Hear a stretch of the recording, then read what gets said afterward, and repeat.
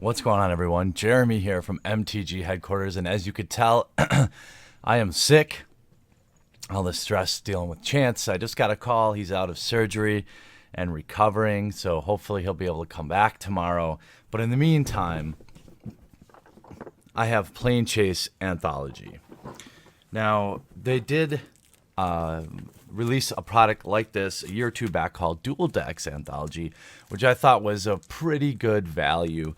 At the time, it was just a nice selection of the available dual decks all together in a box, so you can kind of keep it together, and that's what I really like about it. Now, Planechase Anthology, I think will probably not do as well for them. Couple reasons.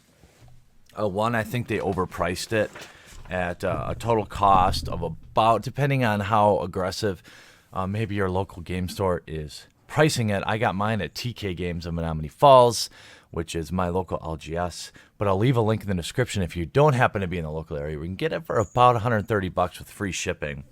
And inside the box, you'll get 4 ready-to-play 60-card decks, 86 planar cards, which are the environmental changes that happen during Planechase. And I've done a video about Planechase and how to play it, so I'm going to link it at the end of this video, too, if you are interested in it.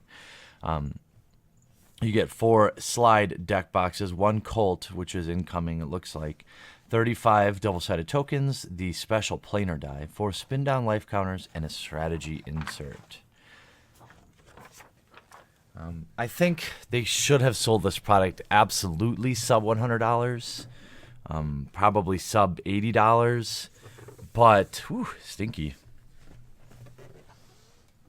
But again, these are convenience products, right? I mean, well, Colt's not included, obviously, but they are not about value as much as they are about convenience and having, all 10 dual decks, for example, or in this case, all these planar decks. And one thing I noticed right away outside of the box is these beautiful spin downs of various colors. As you guys know, I do like to collect my spin downs. They seem a little bit bigger than normal, but let's see. Oh, Colt is really being needy today. I don't know. Yeah, I mean, I guess maybe the points are a little more pronounced is what I would say. Maybe. We'll call it negligible, but definitely the orange and black. Enjoy that a lot. All right, you brat. Okay, then we have a planar die here. This is really cool. Very large and in charge. You've got your blank spots as well as the 2 symboled spots.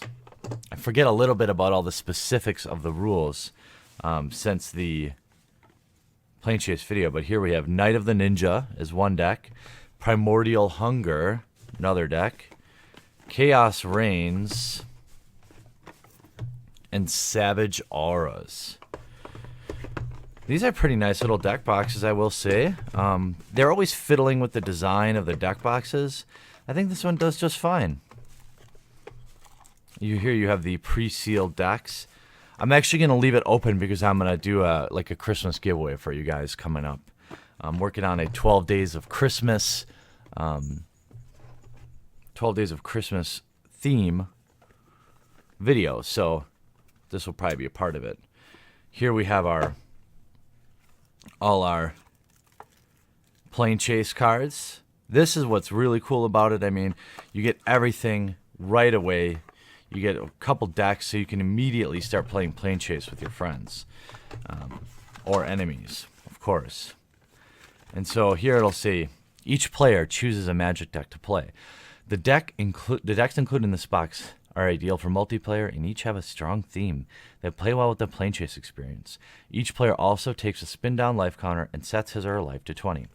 Then you shuffle all the oversized playing cards and phenomenon cards together. Those were both in the large box to form the planner deck. Then put that deck face down in the middle of the table. The planner deck is what makes the Planechase casual unique variant, of course, or variant unique, sorry. Players can't look at or rearrange the cards unless a spell or ability allows them to do so. The planar cards stay in the command zone during the entire game. So you put the 6-sided planar die near the deck As the game goes on, rolls of the planner die will trigger abilities on the plane that is currently face up or cause a different plane to be turned face up. Each player has kept an opening hand. Reveal cards from the planer deck until you reveal a plane card. That plane card stays face up and becomes the starting plane.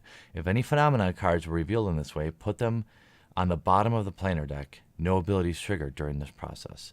Once a starting plane has been determined, the game begins.